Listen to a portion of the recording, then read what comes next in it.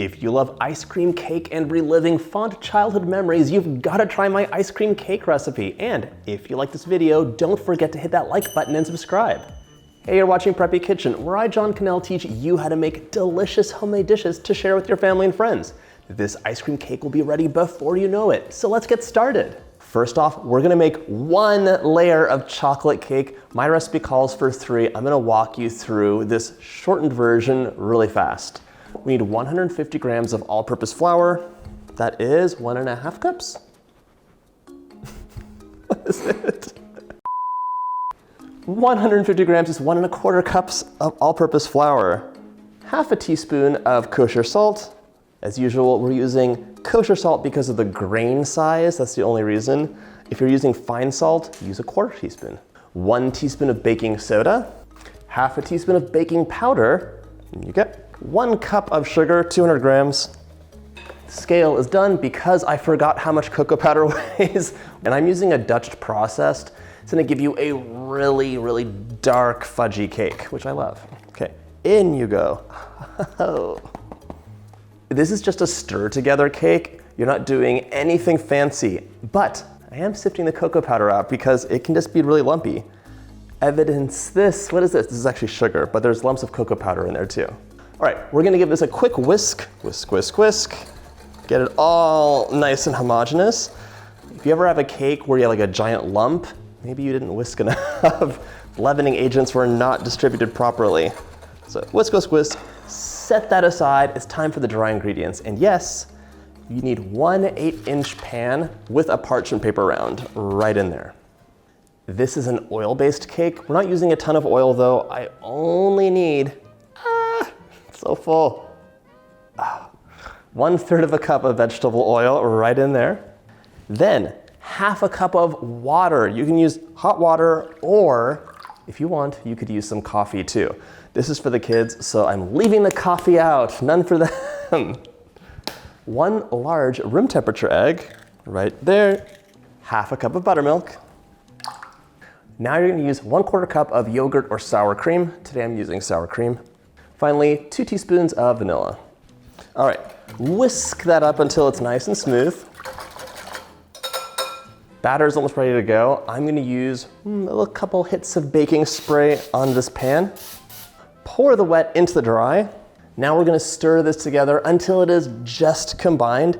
And you're gonna see this is a very thin batter. It's okay. Pour it into the pan. Pop a damp baking strip onto this pan so it rises up nice and even. It's kind of optional, but I do like it.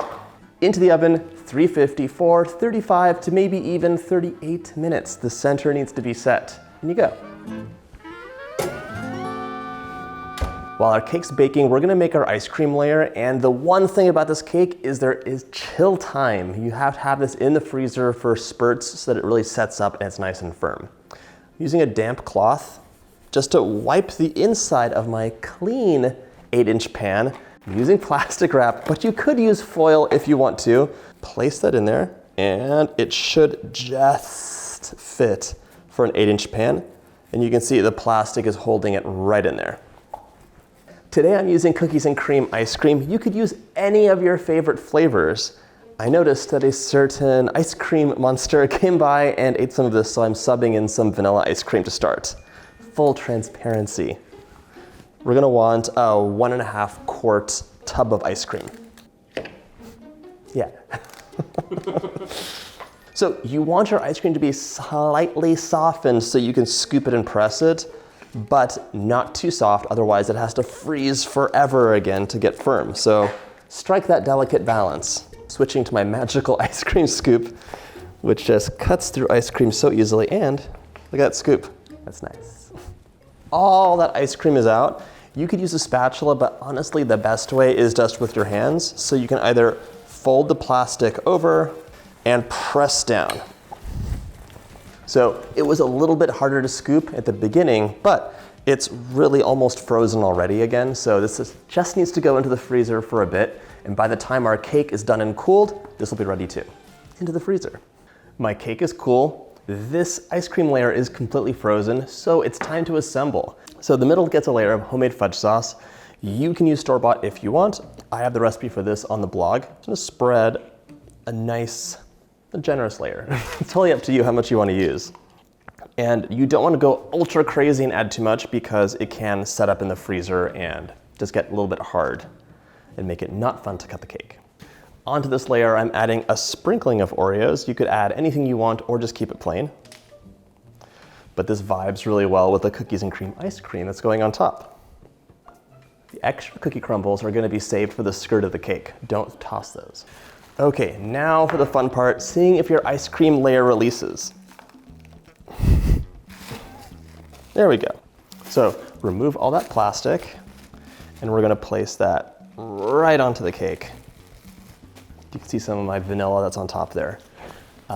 Level this out, and now I'm gonna coat it back up in plastic and pop this whole thing into the freezer while I make that whipped cream topping.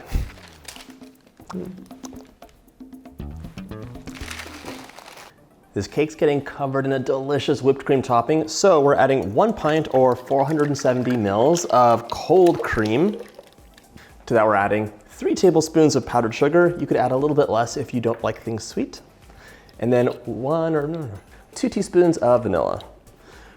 We're gonna whisk this starting on low, move your way up to high, and then keep an eagle eye on it. You do not wanna overmix your whipped cream.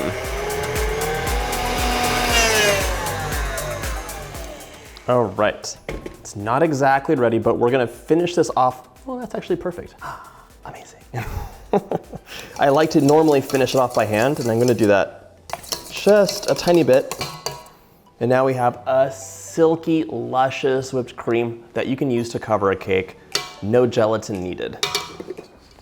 All right, ice cream cake is out of the freezer. I'm decorating this on a cake plate, but you could do a cardboard ground or whatever you'd like.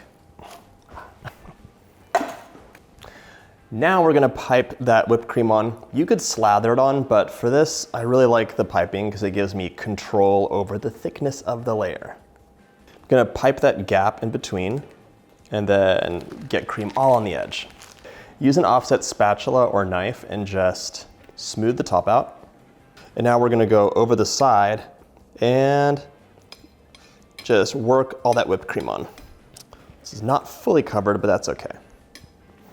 This is the best angle for cake decorating, in case you're wondering, so you can see the cake head on and you know if it's bulging or not nice and level.